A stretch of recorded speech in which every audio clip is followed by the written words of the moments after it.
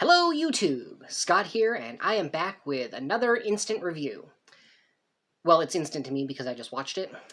Anyway, I'm taking a look at Enola Holmes 2, a sequel that is rare in this day and age by being numbered and not having its own title.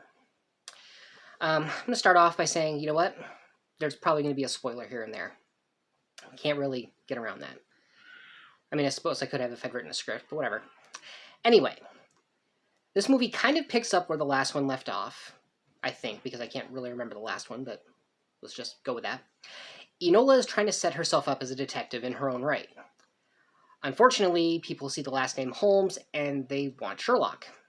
So business isn't going too well until she takes a missing girl case that is basically the plot of the whole movie. Now, what's interesting about this is Enola has to find a woman named Sarah Chapman, who it turns out is a real-life historical figure. She led a strike at a match factory in London back in the day that changed working conditions for women permanently. And it is unfortunate that the only reason I know that is because they mentioned it at the end of this movie. But there are so many twists and turns. I mean, there's the match factory, a high society ball, the low-rent theater. It's fun, it's got action, it's got adventure, it's got a great cast.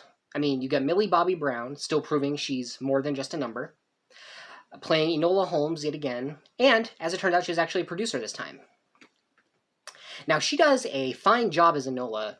If I were to have one nitpick, her thing of breaking the fourth wall in the first movie, that comes back here kind of a lot. Now, sometimes she's just kind of doing a reaction to us instead of to the person that she's talking to in the movie. But it does almost get to the point where I was saying to myself, does she really need to keep doing this? I mean, we get the point. We've got Helena Bonham Carter back as her mom Eudora, who's still on the run. And David Thewlis as Superintendent Grail. Now, it's interesting because last time I saw these two in something together, it was Harry Potter, where he was part of the Order of the Phoenix and she was a Death Eater, and now the roles have kind of reversed, which is cool. As it turns out, he's an evil cop. He's corrupt. He's on the take. And back again as Sherlock Holmes is Henry Cavill. I do like seeing him as Sherlock, and if these movies keep going, he should really keep playing the character. I mean, it's not like he's going to be able to keep playing Superman. One thing that was weird was that he makes his appearance in this movie stumbling out of a bar, apparently after having too much wine, which seems a little odd to me because the character is usually portrayed as a drug addict. But, I mean, like I said, he plays the role well. One thing I would have liked to see is more of Sherlock donning disguises, because that is kind of a central tenet of the character. But the thing is, Henry Cavill is pretty recognizable physically. I mean, there's literally a scene where someone tells him they were going to attack him, but then they recognized his shoulders. So there's that. Now, Sherlock is working on a case of his own, and it winds up being connected to Enola's, and unfortunately for the movie at that point, it kind of becomes a Sherlock Holmes movie. It seems like a little more attention is paid to what he's doing than her. It's kind of ironic because there is a scene where he offers to make her his partner, saying Holmes and Holmes, a detective agency, and she points out that if they teamed up, she would always be in his shadow. And that's kind of what happened, even though, they solved their cases in the end. But, the focus is on Sherlock so much that the movie comes to a conclusion with the reveal of Moriarty, who I promise you, if you watch this movie, you will not see coming. And there's a mid-credits scene where Sherlock Holmes meets Dr. Watson.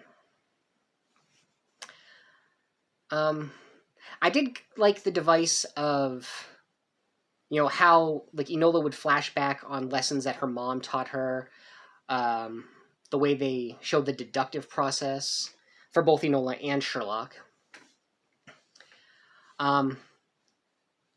I'm just all over the place here because I'm just remembering a note I had like, why is it everything I've seen David Thewlis in lately, he's evil? You know? Um, in Wonder Woman, in Sandman, now here. I mean, he might have been a werewolf the first time I saw him in anything and, knew who he was, but he was a good guy. Let's see. Oh, Lord Tewksbury, Enola's love interest from the first movie, is back. He's only marginally helpful, and the rest of the time, just, I don't know, kind of window dressing. Honestly, from what I saw, we had enough going on with Enola to not need to worry about a romantic subplot. I mean, she's working, this hard to prove herself. She went undercover, she infiltrated a high society ball, she fought off evil police. The way Superintendent Grail dies in this thing is just, kind of chilling.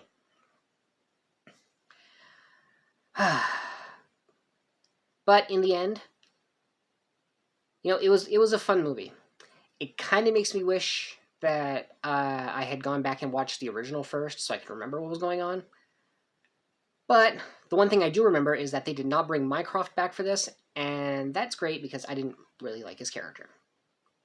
But anyway, all that's just me, So what did you guys think of it? How about you let me know down in the comments, You can leave a like, you can share the video around, subscribe if the feeling takes you. I am trying to get to a certain milestone, so it would be pretty helpful. But I think that's all for now, and until next time, I have been Scott, and this has been an Instant Review, an offshoot of opinions no one cares about. Everyone has opinions. This one was mine.